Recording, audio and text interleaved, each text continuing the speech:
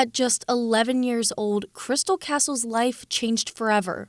On September 6, 1995, she was diagnosed with cancer, acute lymphoblastic leukemia. I was diagnosed in the 90s, so there was no social media, there was no cell phones. So when you heard cancer back then, you only heard stories that were bad. So when I heard that I had cancer, I thought it was, oh my God, I'm gonna die. In the early days of her hospital stay, a group of visitors arrived from Penn State's THON, the 46-hour dance marathon. That introduction in 1996 shaped Crystal's life in ways she could have never imagined. That year, she attended her first THON weekend, surrounded by thousands of students and supporters and overwhelmed by the energy.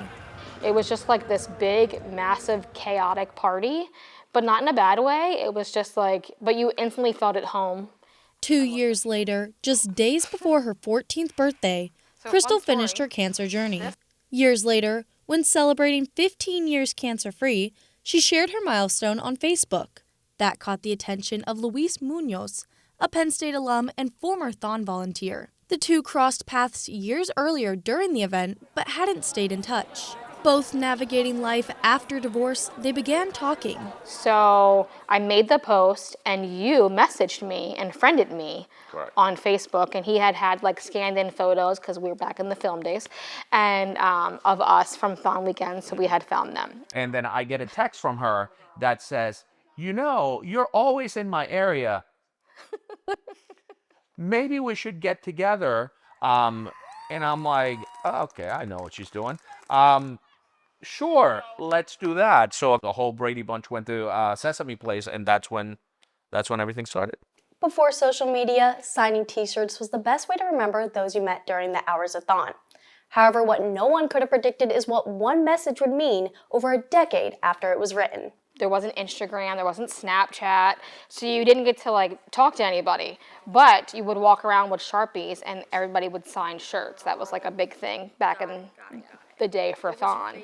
And Luis was like, I signed one of them. I had to have signed one of them. So we were looking through them and we found it. And in '99, when he came back as an alumni, he wrote, Crystal, all the love in the world, Luis.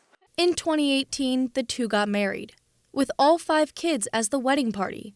5 years later, Layla, Logan, and Ava decided to take the Munoz name. I mean, he is the father figure that we have, and he's done so much for us. At the end of the day, it's like he is my dad. Like I view him as my dad. When they brought up changing it, I was like, of course, you've been my only father figure, and you're the only father figure I want to know, because you're like the best dad I could ask for. That same involvement in THON has carried into the next generation, as each of their children have embraced the event. I just want to be someone that families can count on for not forgetting them, for not forgetting their smile, for not forgetting their laugh.